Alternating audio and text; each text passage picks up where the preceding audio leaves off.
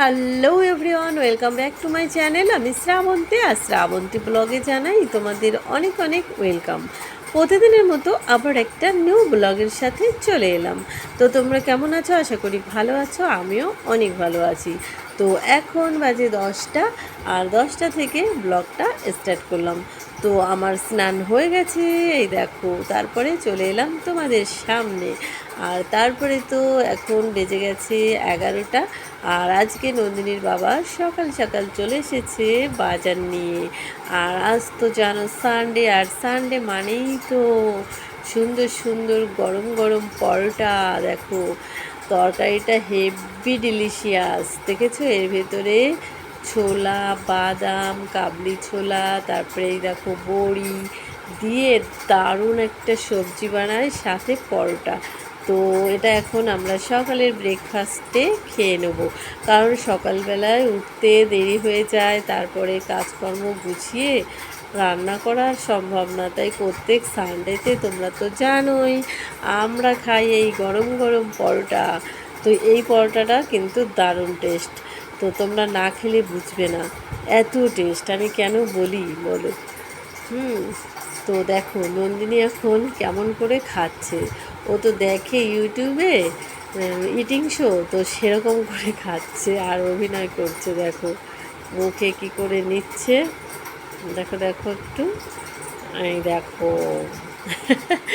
আমার তো ক্যামেরায় ভিডিও করছি আর ভীষণ হাসি পাচ্ছিল।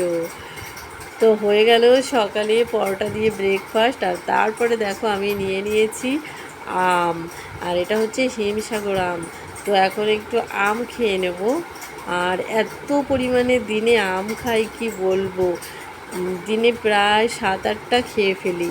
আর তারপরে তো দেখো নন্দিনীর বাবা আজকে আমার জন্য দুটো নেইল পলিশ নিয়ে এসেছে। তো এখন নেইল পলিশ পরিয়ে দেবে আমাকে। তো এই দেখো নন্দিনী হাতটা ধরে রেখেছে, আর নন্দিনীর বাবা পরিয়ে দিচ্ছে। কারণ কারণ মানে আমার নেল পলিশ ছিল, কিন্তু সেটা পাচ্ছি না খুঁজে। তো এই জন্য আজকে এই দুটো আবার নিয়ে এলো। তারপরে তো আবার দেখো পায়ে পরিয়ে দিচ্ছে। তারপরে তো চলে এলাম দুপুরে রান্নার জন্য কিচেনে। আর আজকে কি রান্না করব দেখো, আজকে অনেক দিন পরে মাছের ডিমটা ভাজা করব, বড়ার মতো করে ভেজে তারপরে একটা ঝাল করব, ডিমের বড়া দিয়ে ঝাল। তো আর সাথে করব পটল চিংড়ি। তার জন্য এখানে নিয়ে নিয়েছি চিংড়ি মাছ, আর এখানে আছে দেখো কতটা ডিম। আজকে অনেকটাই ডিম এনেছে, তো এত ডিম রান্না করব না, করলে অনেক বেশি হয়ে যাবে, তো কিছুটা রেখে দেব। তো একসাথে পটল চিংড়ি আবার ডিম এত কিছু খেতে পারবো না, আর এখন খেতেই পারছি না কেন জানি না। তো দেখো এখানে পটল আর আলুটা কেটে নিয়েছি পটল চিংড়ি রান্না করার জন্য। তো এখন রান্নাটা কিন্তু স্টার্ট করে দেবো। আর এদিকে দেখো লবণ হলুদ দিয়ে দিয়েছি, সাথে কর্নফ্লাওয়ার দিয়ে দেবো ওর ভেতরে, মানে ডিমটা বড়াটা করে নেবো আগে। আর তার মধ্যে এই দেখো, এই যে একদম ডিমটা ভেঙে ফেলেছি, এবার এইটাকে বড়া করে নেব, ঠিক আছে? তো আমি এইভাবেই করি, তোমরা কে কিভাবে করো আমি জানি না। তো এই যে দেখো কড়াইতে দিয়ে দিয়েছি, দেখেছো? এবার একবারে তো সব হবে না, অল্প অল্প করে দিয়েছি, প্রথমবারে ভেজে নিলাম এই যে। তো পরে আবার ভাজতে হবে, কারণ অনেকটাই ডিম। তো এই যে দেখো এবার কত বড় বড় করে, বড় বড় কিন্তু অনেক। তো এখন বড়াটা আমি সুন্দর করে লাল লাল করে ভেজে নেব। তো কার কার এই ডিমের বড়া খেতে ভালো লাগে, তারপরে এই ডিম দিয়ে মাছের মানে রসা খেতে ভালো লাগে। তো এখানে দেখো লাল লাল করে কিন্তু ভাজা হয়ে গেছে, দেখেছো? এই দেখো ফুলে ফুলে উঠেছে কি সুন্দর। তারপরে তো দিয়ে দিলাম চিংড়ি মাছ। তো এবার আমি চিংড়ি মাছগুলোকে ভালো করে ফ্রাই করে নেব। তো এদিকে দেখো আমার বড়া ভাজাটা হয়ে গেছে, অনেকগুলো বড়া এইছে এখানে কিন্তু। আর নন্দিনী তো বড়া কোনো দিনও খায় না, মাছের ডিমের বড়া খেতেই চায় না, ওকে একটা ভাজাটা দিয়েছি খাবেই না। আর এই বড়া কিন্তু পেঁয়াজ রসুন দিয়ে ভাজা করলে হেভি সুন্দর টেস্ট লাগে। আর এখানে দেখো কি বলে, চিংড়ি মাছটা আমার ভাজা কিন্তু প্রায় হয়ে গেছে। তো এবার এই যে চিংড়ি মাছটা নামিয়ে নিয়েছি, দেখেছো? তো তোমরা এই পর্যন্ত দেখছো কিন্তু কেউ লাইক দাওনি, সো লাইকটা কিন্তু অবশ্যই দিয়ে দেবে, ঠিক আছে? লাইক দিতে কেউ ভুল করবে না। আগে কমেন্ট বেশি হতো, লাইক কম হয়ে যেত, বুঝতেই পারি না সবাই কি লাইক দিতে ভুলে যায়। তারপরে তো দেখো এবার কিন্তু আলু আর পটলটা আজকে একসাথেই আলু পটলটা ভেজে নেব।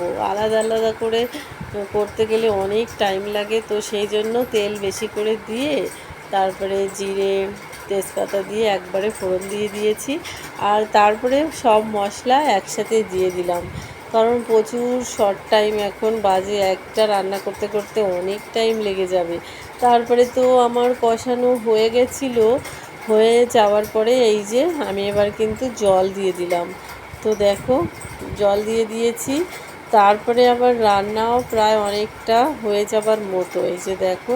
আর বেশি লঙ্কা দেওয়া হয়নি, কারণ নন্দিনী খেতে পারে না, তো সেই জন্য ওরকম একটা কালার হয়েছে।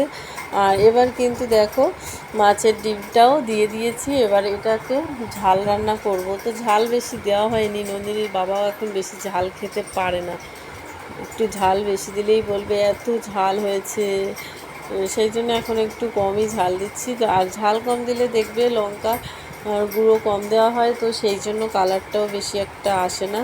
তো এই যে এবার জল দিয়ে দিয়েছি, এবার কিন্তু ঢেকে দেবো, আর এটা একদম মাখা মাখা মাখা মাখা করবো, তো দারুণ টেস্টি লাগবে খেতে। তো এই দেখো ফাইনালি রান্না হয়ে গেছে। তারপরে এত রোদ্দুর, আমি ভাবছি একটু ছাদে যাই, গিয়ে জামা কাপড়টা তুলে রেখে আসি। তো দেখো জামা কাপড় তুলতে গেলাম, আর একটা জামরুল দেখি কি একদম কাছেই, তা একটা জামরুল খেলাম। আর তারপরে তো দেখো এই যে দুপুরের লাঞ্চ মেনু আমাদের রেডি, আর সাথে আমি একটা আম নিয়ে নিয়েছি, এটা আমার জন্য।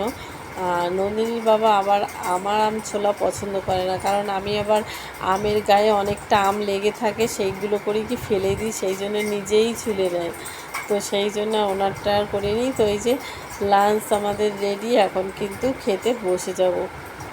তো দেখো কেমন হয়েছে, দেখেছো? তো নন্দিনী ওই যে খেতে বসে গেছে চিংড়ি মাছ দিয়ে।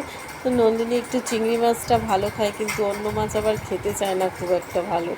তারপরে তো এই যে দেখো এটা নন্দিনীর বাবার জন্য দিয়েছি, এই যে আমাদের সেই কী বলে মাছের ডিমের ঝাল, মাছের ডিমের ঝাল কে কে খেয়েছো? তারপরে দেখো ছাদে এসেছি একদম সন্ধ্যাবেলা, একটা পাখি উড়ে যাচ্ছে, দেখেছো? একদম অন্ধকার অন্ধকার হয়ে গেছে, এই দৃশ্যটাও কিন্তু দেখতে অসাধারণ লাগে, তাই না? তো এখন মানে বেলা শেষের পথে, তারপরে তো বেলা শেষ, এবার বাজে কটা, বাজে 8টা বেজে গেছে। তো এখন বাজার থেকে নিয়ে এসেছে দেখো পকোড়া, তো এখানে ছোট ছোট চিকেন পকোড়াও আছে, আবার চিকেন ললিপপও আছে। তো নন্দিনী একটা খেলো, দুটো খেতে পারছে না, কারণ আবার ভাত খেতেও বসেছে, তো বলছে আমি এই ললিপপটা দিয়ে খাবো। আর দুপুরের চিকেন বলছি, দুপুরের তো ইঁচড় চিংড়ি ছিল, এই পটল চিংড়ি, তো ওটা দিয়ে খাবে, আর একটা নিয়েছে, আর আমি একটা ললিপপ খেয়েছি। আর এই দুপুরে সেই মাছের ডিমের সেই ঝালটা ছিল, তো এটাই খেলাম, আর আমাদের জন্য কিছু রান্না করিনি, এটাই আজকের রাতের মেনু। তো চলো আজকের পুরো ভিডিওটা কেমন লেগেছে অবশ্যই সুন্দর কমেন্টের মাধ্যমে জানাবে। টাটা।